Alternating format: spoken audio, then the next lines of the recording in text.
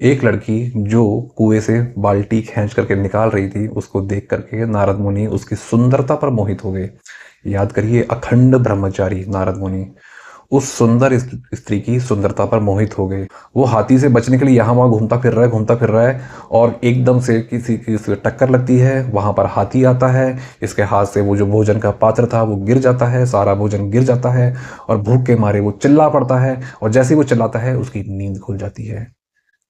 नींद में ये सपना देखने वाला कौन था? खुशी खुशी जीवन चल रहा था, बच्चा छोटा ही था अभी। एक दिन किसान अब दोपहर के समय अपने खेतों में काम करते करते थक गया। थकने के कारण से एक पेड़ के नीचे थोड़ा सा सुस्ताने के लिए लेट गया। लेटे लेटे उसको नींद आ गई, और नींद आ गई तो आया एक सपना। वो 10 बच्चे सपना था, ये एक बच्चा आपका सत्य है। इस सत्य की चिंता करो, इस सत्य के लिए दुखी हो जाओ। किसान बोला, क्या पता, ये एक सपना है, वो एक सत्य था। अल्टीमेट रियलिटी में पहुंचने के बाद में पता पड़ता है कि आपकी ट्रांजैक्शनल रियलिटी, अपेरेंट रियलिटी सभी एक है, सभी अपेरेंट ही हैं। जय हिंद।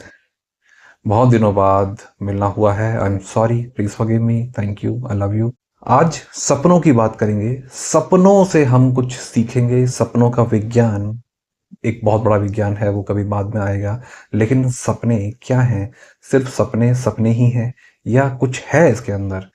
3 कहानियों से इस फिलॉसफी को समझेंगे।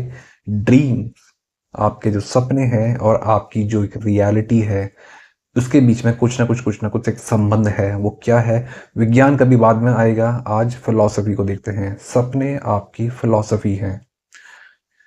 3 कहानियां। सबसे पहली कहानी है देवर्षि नारद की। एक बार नारद मुनि के मन में एक विचार आया कि ये माया क्या है। बहुत सुनने में आता था, ये सब माया है, माया है, माया है।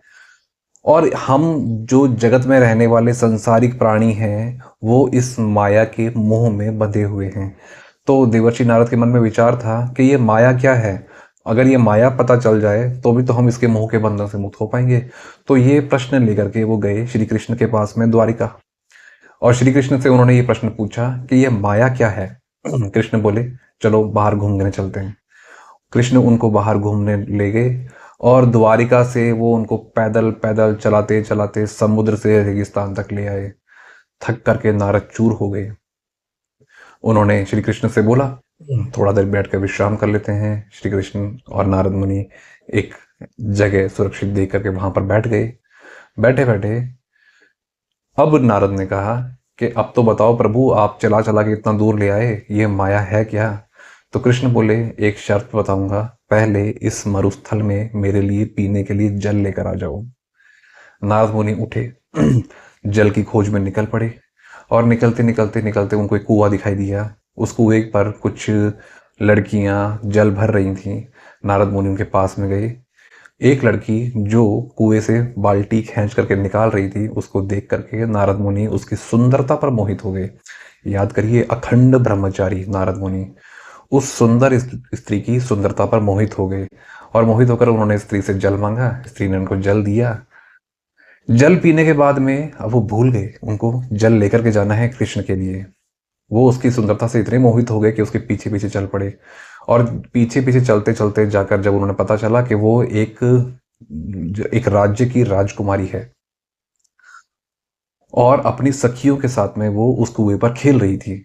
नारद मुनि जाकर के सीधे राजा से मिले। अब क्योंकि देवर्षि नारद हैं, पूरा तीनों लोग उनको जानते हैं, बहुत देवों के पहुंचे हुए कवि हैं। तो राजा से मिले और राजा उनसे मिलकर बड़े प्रसन्न हुए। और ये जानकर के खुश हुए कि नारद मुनि मेरी बेटी पर मोहित हो गए हैं। वो अखंड ब्रह्मचारी मेरी बेटी पर मोहित है और उससे विवाह करना चाहता है। तो राजा ने स्वीकार कर लिया इस रिश्ते को, लेकिन शर्त रखी कि मेरी अपनी कोई पुत्र रूप में संतान नहीं है, तो मेरे राज्य की बागडोर मेरे बाद में मेरी बेटी को या मेरे दामाद को मिलनी चाहिए। तो इसीलिए मैं नहीं चाहता कि मेरी बेटी दूर जाए मुझसे। आपको विवाह करके यहीं पर दामाद बनकर इसी महल में रहना पड़ेगा। इस राज्य की सार संभाल मेरे बाद में आपको ही करनी है।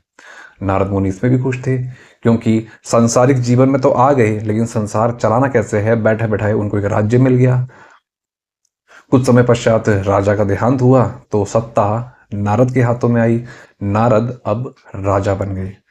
राजा बनते हुए उन्होंने जो राजा वाली जो मनोवृत्तियां होती हैं वो उनके अंदर आने लगी। धीरे धीरे अहंकार आया उनके अंदर। उनके मन में ये वाला भाव भी आया कि अब जो ये जनता है ये बहुत छोटे लोग हैं, मैं राजा हूँ, मैं बहुत बड़ा हूँ, तो बड़े लोगों को छोटे लोगों के बीच में ज़्यादा घुलना मिलना नहीं चाहिए, ज़्यादा हंस बोल के बातें नहीं करनी चाहिए, एक दूरी बना के रखनी चाहिए। और इसी विचार से धीरे धीरे वो अपने इस क्रम में आगे बढ़ते रहे। जनता से बिल्कुल कट गए। वो नारद मुनि जो तीनों लोगों का प्रवास करते रहा करते थे, हर किसी से मिला करते थे, अब वो पूरी तरह से एक छोटी सी लॉबी के अंदर सिमट कर रह गए, जो कि राज परिवार में मंत्रीगण या अमात्य वर्ग होता है वहां तक। कहानी आगे बढ़ी। धीरे धीरे जब वो मनोवृत्तियां नारद के ऊपर हावी होती गई तो वो अहंकार में और चूर होते गए और इतने चूर होते गए कि वो अपने आसपास के राज्यों को हड़पने लगे।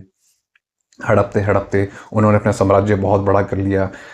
जैसे जैसे उनका साम्राज्य बड़ा हो रहा था उनका अहंकार भी बड़ा होता जा रहा था।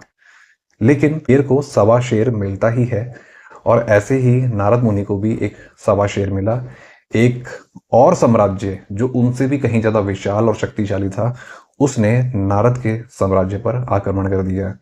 सेनापति दौड़ते हुए आए, नारद से कहा कि वो सम्राट ने जो शक्तिशाली है उसने आक्रमण कर दिया। नारद ने भी अपनी सेनाओं को आगे बढ़ा दिया।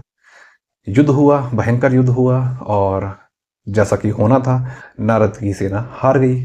नारद बेघर हो गए, अपने पत्नी और बच्चों को लेकर के दर दर भटकने लगे। भटकते भटकते भूखे प्यासे नारद मुनि एक जंगल में थे। वहां पर उनको एक छोटा सा तालाब दिखाई दिया। वो उस तालाब की तरफ बढ़े कि पीने को पानी मिल जाए। लेकिन जब वो पानी पी रहे थे उसी समय पर उनकी पत्नी और बच्चा तालाब में डूब गए, और डूबकर उनकी मौत हो गई। और मृत्यु होने पर नारद मुनि इतना जोर से चिल्लाए, क्योंकि सारा सब कुछ चला गया उनके जीवन में, जो कुछ भी उन्होंने बनाया था। ब्रह्मचार्य तो पहले ही त्याग चुके थे, अब राजपाट वो भी चला गया, एक परिवार बचा था, आज वो परिवार भी चला गया। नारद बिल्कुल अकेले हो गए थे। और जब ये अकेलेपन का भान हुआ, जब उनकी पत्नी और उनका बच्चा उनसे दूर हुआ, तो वो जोर से चीख पड़े, हे भगवान। और जैसे ही वो चीख पड़े उनकी नींद खुल गई। और नींद कहाँ खुली? श्री कृष्ण के पास में। वे एक सपना देख रहे थे। कृष्ण ने बोला, कहाँ चले गए थे? नारद ने सोचा कि ये मुझे कितनी देर हो गई, मैं कब से सो रहा हूँ। कृष्ण बोले, करीब 1 घंटा हो गया। 1 घंटा यानी उस टाइम का पैरामीटर कोई घंटा नहीं था, उस टाइम घड़ी नहीं थी, वो जो भी पैरामीटर रहा होगा 1 घंटे के आसपास का समय था। तो बोले, बस इतने से समय में इतना कुछ हो गया? तो कृष्ण ने मुस्कुराते हुए कहा, बस यही है माया। अब ये एक्चुअली माया क्या है, इसका संवाद एक आगे चला हुआ है और उपनिषदों में इसकी घटना आती है। लेकिन आगे बढ़ने से पहले एक कहानी और आती है, क्योंकि हम इस विषय को समझते हैं। एक कहानी और कहानी है श्री रामकृष्ण परमहंस, जिनको सभी लोग ठाकुर कहते हैं। ठाकुर अपनी जो मंडली के बीच में एक बार बैठे हुए थे, और बैठे बैठे एक उन्होंने कहानी कहना शुरू कर दिया। उन्होंने कहानी कही कि एक किसान था, हर तरह से संपन्न था, खूब अच्छी खासी खेती बाड़ी थी, जमीन थी, पशु थे, और अच्छी खेती बाड़ी होने के कारण से संपन्नता थी, बहुत अमीर था। अच्छी पत्नी मिली हुई थी जो कि उसका साथ निभा रही थी, सब कुछ अच्छा था। बस एक कमी थी, संतान नहीं थी। दोनों पति पत्नी संतान के लिए बड़े चिंतित रहा करते थे। बहुत भगवान से दुआएं करते, मन्नतें मांगते, मंदिरों में जाते, और हर तरह से दुआ करते, भगवान से प्रार्थना करते कि भगवान हमारी संतान हो जाए। विवाह के 10 साल बाद में उनको संतान सुख प्राप्ति हुई, एक बड़ा सुंदर सा बच्चा हुआ। पति पत्नी बहुत खुश कि अब जीवन में जो वो एक कमी बची थी वो भी पूरी हो गई, अब सब कुछ अच्छा हो गया। खुशी खुशी जीवन चल रहा था। बच्चा छोटा ही था अभी। एक दिन किसान अब दोपहर के समय अपने खेतों में काम करते करते थक गया।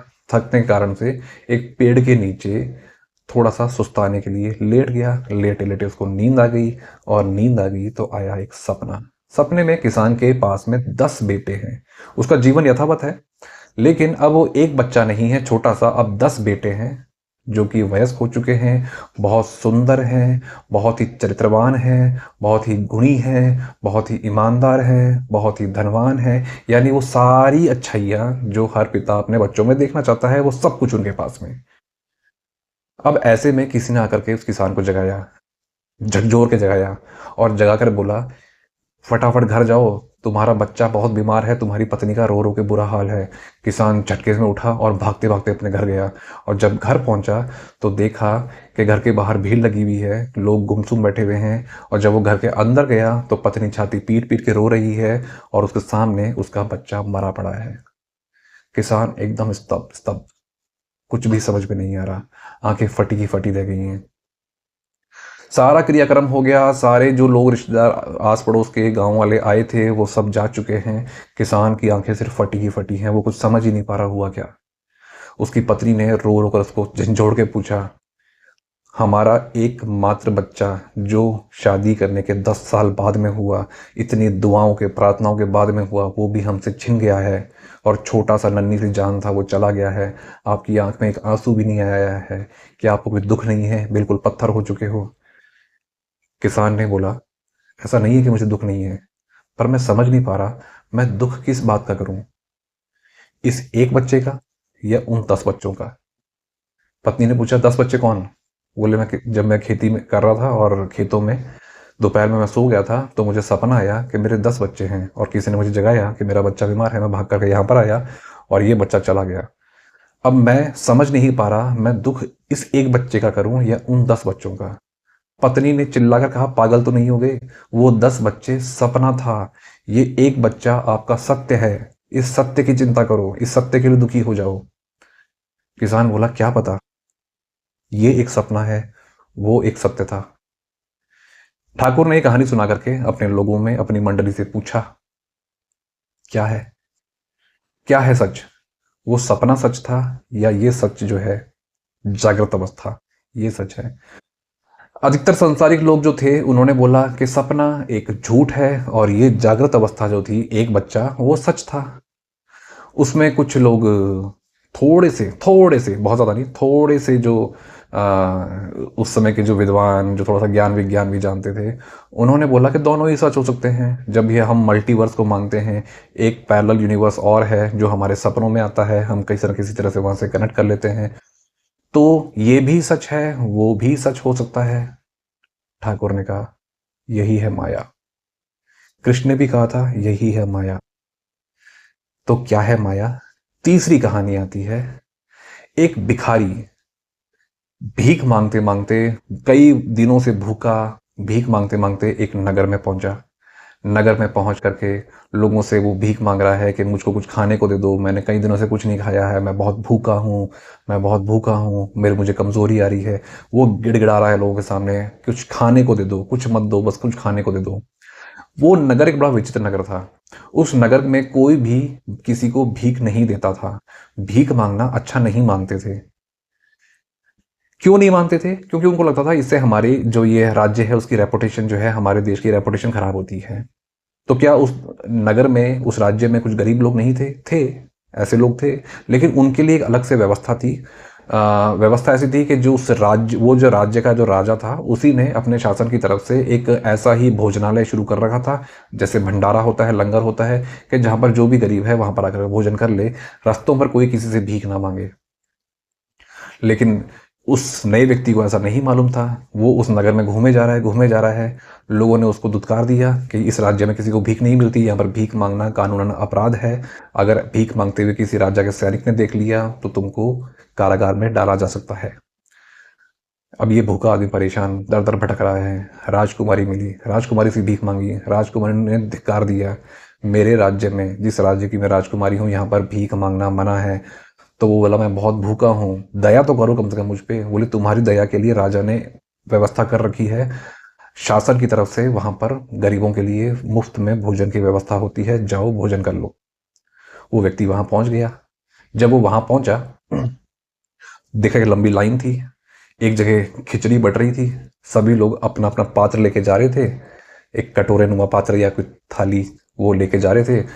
राजा के जो सेवक थे वो उसमें सबको खिचड़ी परोस रहे थे। इसके पास में कोई पात्र था नहीं, इसने अपना हाथ आगे कर दिया। जैसे ही हाथ आगे किया, सेवक ने बोल दिया, हाथ नहीं, अपना पात्र लेकर आओ, कोई थाली या कटोरा लेकर के आओ। बोले, कटोरा तो मेरे पास में नहीं है। तो बोले, भीख हाथ में नहीं मिलेगी, अपना पात्र लेकर के आओ। पात्र में ही, सुपात्र जो होता है उसी में कुछ ना कुछ मिलता है। अब वो कटोरे की तलाश में निकल पड़ा। वो ढूंढ रहा है, कहीं पर उसको कटोरा नहीं मिला। वो एक कुम्हार के पास में गया जो मिट्टी के बर्तन बना रहा था, और उससे बोला मुझे कटोरा चाहिए। कुम्हार ने उसको कटोरा दिखाया और उससे मूल्य मांगा। वो बोला पैसे तो नहीं है मेरे पास में। कुम्हार ने उसको भगा दिया। अब वो कटोरे की खोज में यहाँ वहाँ भटक रहा है, क्योंकि भूख अलग से लगी हुई है। अब तक तो रोटी मांग रहा था, अब कटोरा मांग रहा है। उसको एक टूटा हुआ घड़ा दिखाई दिया, एक मिट्टी का मटका टूटा हुआ। उसने सोचा ठीक है, ये भी कटोरे के रूप में काम आ सकता है। उसने उसको साफ किया और उसी को लेकर के चला गया। उसने भोजन प्राप्त किया। भोजन खाने बैठ ही रहा था कि तभी कुछ लोग चिल्लाते हुए आए, भागो भागो भागो भागो भागो, क्या हो गया क्या हो गया। बोले वो हाथी पागल हो गया है, महावत को कुचल करके वो अब हाथी हमारी तरफ ही बढ़ रहा है। जो भी उसके सामने आएगा वो उसको कुचल देगा। अब ये भूखा आदमी, इतने दिनों बाद में उसको भोजन मिला हुआ है, ये भोजन करना चाह रहा है, लेकिन कहाँ पर बैठे, जहां पर भी बैठेगा, क्योंकि हाथी है वो तहस नहस कर देगा सब कुछ। वो हाथी से बचने के लिए यहाँ वहाँ घूमता फिर रहा है, घूमता फिर रहा है। और एकदम से किसी की टक्कर लगती है, वहां पर हाथी आता है। इसके हाथ से वो जो भोजन का पात्र था वो गिर जाता है, सारा भोजन गिर जाता है। और भूख के मारे वो चिल्ला पड़ता है, और जैसे ही वो चिल्लाता है उसकी नींद खुल जाती है। नींद में ये सपना देखने वाला कौन था? ये थे मिथिला नरेश राजा जनक। अब राजा जनक जागने के बाद में बड़े चिंतित हो गए। उन्होंने अपने आप को इस बदहाल अवस्था में कभी सोचा भी नहीं था। वो मिथिला नरेश हैं। और जब उनके सामने ये सपना आया, उनकी आंखों, जब सपने नींद में उन्होंने वो सपना देखा, तो वो चौंक गए और वो सोचने लग गए कि मैं इतना दुखी परेशान सपने में कैसे हो गया। रियलिटी में तो मैं, मेरे पास में सब सारी सुविधाएं हैं। मन में एक उधेड़बुन चल रही थी कि सच क्या है, वो सपना सच है या ये रियलिटी सच है। अब वो बड़े परेशान होते होते होते होते होते होते पहुंचे ऋषि उद्दालक के पास। और ऋषि उद्दालक से बोला उन्होंने कि मैंने कल एक सपना देखा और सपने में ऐसा ऐसा था, फिर मेरी आंख खुल गई। तो ऋषि उद्दालक ने पूछा तेरी समस्या क्या है? समस्या ये है कि सत्य क्या है, वो स्वप्न मेरा सत्य है, या उस स्वप्न के बाद में, टूटने के बाद में जब मैं जागा और ये जो संसार मेरे सामने है ये सत्य है। ऋषि उद्दालक ने एक क्वेश्चन पूछा, तुम अभी कहाँ जागे हो? राजा जनक को समझ में नहीं आया, मैं अभी भी नहीं जागा। तो ऋषि उद्दालक ने राजा जनक से कहा कि जब तुम स्वप्न में थे तब तुम्हारे सामने जो भी वो अनुभव था वो तुम्हारी प्रतिभासिक सत्ता थी, यानी अपेरेंट रियलिटी। इसे हम ए से डिनोट करेंगे। ये जो अपेरेंट रियलिटी है वो तेरे अनुभव के आधार पर है। जिस समय पर तू उसको अनुभव कर रहा है उस समय पर वही तेरा सत्य है। इसलिए उसको प्रतिभासिक, क्योंकि वो प्रतीति पर, एक्सपीरियंस पर बेस्ड है। लेकिन जब तू नींद से जागा तो तेरे सामने वो जो प्रतिभासिक सत्ता थी वो नष्ट हो चुकी थी, और एक नई सत्ता, ये संसार तेरे सामने आ गया, जहां पर जागने के बाद में तू आया है। और ये जो रियलिटी है जो आपके सामने आई है, इसे आप कहते हो ट्रांजैक्शनल रियलिटी, जिसको हम टी से डिनोट करेंगे समझाने के लिए।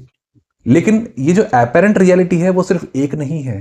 ट्रांजैक्शनल रियलिटी हम रोज देखते हैं कि हाँ भाई, हम रोज सोते हैं और सोने के बाद में जब हम उठते हैं तब हमारे सामने ये एक ही संसार है। लेकिन जब भी सोते हैं तो बहुत सारे सपने, आज कुछ डिफरेंट ड्रीम आया, कल कुछ डिफरेंट ड्रीम आया, परसों कुछ डिफरेंट आएगा।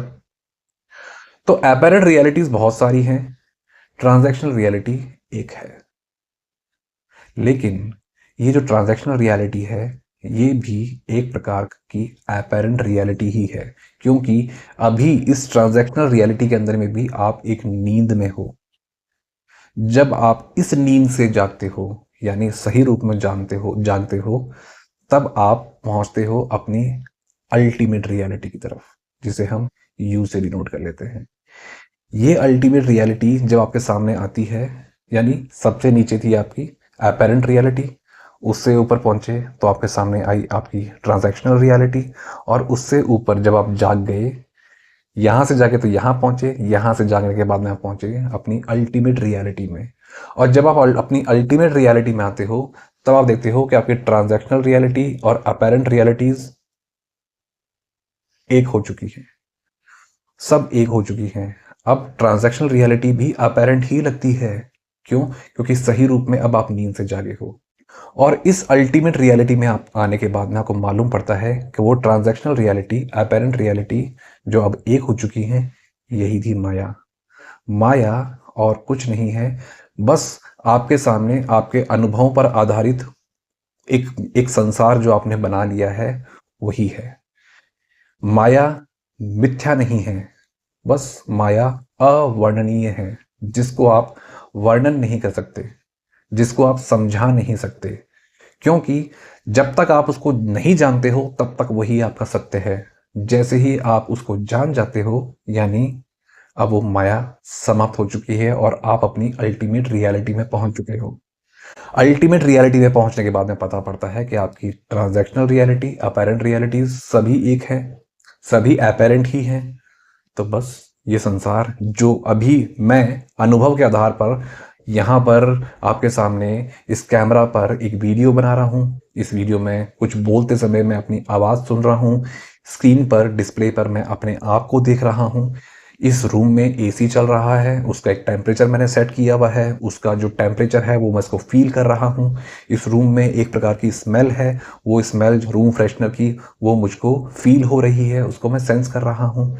ये सारे के सारे मेरे अनुभव हैं। इस रूम में लाइट जल रही है, वो लाइट मुझको दिखाई दे रही है, उस लाइट के प्रभाव में मुझको इस रूम में रखा हुआ सारा फर्नीचर दिखाई दे रहा है, मुझे मेरी आवाज़ सुन रही है, मैं अपने हाथों को जब एक दूसरे से टच कर रहा हूं तो मैं इस टच को फील कर पा रहा हूं। मेरे मुंह में एक लार है, मैं उसका टेस्ट भी सेंस कर पा रहा हूं। ये सारे मेरे एक्सपीरियंसेस हैं और इन एक्सपीरियंसेस के बेस पर मैंने एक इस संसार का निर्माण कर लिया। जब मैं थोड़ी देर बाद मैं सो जाऊंगा तो मुझे नींद आ जाएगी, हो सकता है नींद में मुझे कोई सपना आएगा, उस सपने में जब मैं होऊंगा तब मैं उस सपने को ही अपना सच मानने लग जाऊंगा। मुझे पता ही नहीं है कि मैं एक्चुअली यहाँ पर बैठा हुआ वीडियो बना रहा था कुछ घंटे पहले। जब मैं उस सपने में होऊंगा, सपने में मैं वो मेरा सच बन जाएगा, कल कुछ नया सपना आएगा वो सच बन जाएगा, और जागने के बाद मैं सोचूंगा कैसे वो तो सारे सपने थे, ये मेरी रियलिटी है। लेकिन एक टाइम बाद में जब हम ऊपर उठते हैं यानी अल्टीमेट रियलिटी की तरफ जाते हैं, तो ये जागृत अवस्था भी एक सपना ही लगता है, ये भी एक सपना ही था। और जब ये सारे सपने यानी जागृत अवस्थाएं और स्वप्न अवस्थाएं यानी आपकी ट्रांजैक्शनल रियलिटी और आपकी अपेरेंट रियलिटीज जब एक हो जाती हैं तो फिर चिंता किस बात की। आप अपनी अपेरेंट रियलिटी खुद क्रिएट भी कर सकते हो। अब उसके लिए आपको ट्रांजैक्शनल रियलिटी में जाना पड़ेगा। इतना कठिन कार्य क्या हम कर सकते हैं?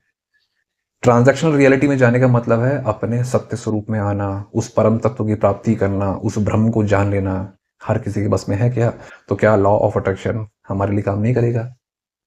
कर सकता है।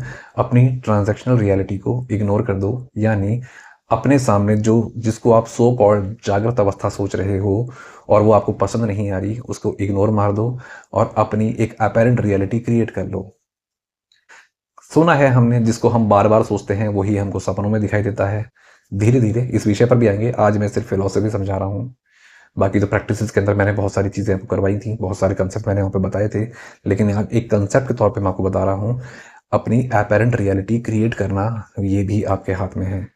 हाँ ठीक है, अब अल्टीमेटली हमको उस अल्टीमेट रियलिटी पे जाना है, तो क्या हमको अपने विशेष के बारे में, अपनी इच्छाओं के बारे में सब कुछ छोड़ देना चाहिए?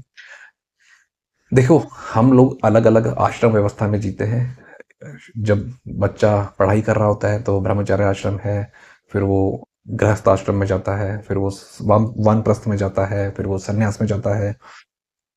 गृहस्थ आश्रम एक ऐसा आश्रम है जहां पर आपकी सारी जो जीवन के रस हैं उसका आनंद आप ले लेते हो।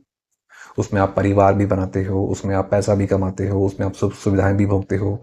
तो जो जो लोग अभी गृहस्थ आश्रम में हैं या आने वाले हैं, यानी ब्रह्मचर्य आश्रम से निकल चुके हैं, पढ़ाई पूरी हो चुकी है, गृहस्थ आश्रम में आ चुके हैं या आने वाले हैं, बीच के टाइम पीरियड में हैं, तो ठीक है, अभी के लिए आप अपनी आकांक्षाओं को पूरा कर लो, इस गृहस्थ आश्रम में अपनी सारी इच्छाएं पूरा कर लो। लेकिन मैं फिर से कहता हूँ, ये जो स्पिरिचुअल जर्नी होती है ना, ये केवल यहाँ तक, गृहस्थ आश्रम यानी सारे सांसारिक सुख हैं, पर आपकी स्पिरिचुअल जर्नी, आपकी ग्रोथ यहाँ तक सीमित नहीं है। आपको ऊपर उठना होता है। वानप्रस्थ में जाते हैं तो हम थोड़े से धीरे धीरे हम डिटैच होते हैं। डिटैचमेंट बहुत ज़रूरी होता है।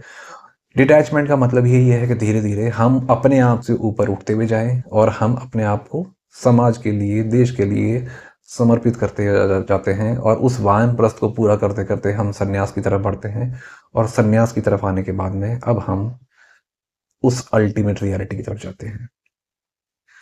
एक और कहानी आती है, वो कभी बाद में सुनाएंगे, माधवाचार्य विद्यारण्य की। तो ये जो एक सपनों की दुनिया है, सपनों का अपना एक विज्ञान भी है, उस विज्ञान पर भी कभी आएंगे। क्या है सपने, क्यों आते हैं ये सपने? अभी तक तो हमने उसका एक दर्शन समझा है कि वो एक माया है, और ये माया आप ही के द्वारा क्रिएट की हुई है। चाहे वो सपने हो, या ये दिखने वाला संसार जिसको आप सत्य मान रहे हो, ये सब आपने क्रिएट किया है। सपने भी आप क्रिएट कर रहे हो, सपने देख भी आप रहे हो और बना भी आप रहे हो। इस संसार को भी देख आप रहे हो और बना भी आप रहे हो। कैसे बनाना है, बहुत कुछ तरीके हैं, बताए जा चुके हैं। बहुत कुछ आगे भी पता चलेंगे। धीरे धीरे इस प्रोसेस में आगे बढ़ेंगे। जुड़े रहिए, मिलते हैं नेक्स्ट वीडियो में। जय हिंद।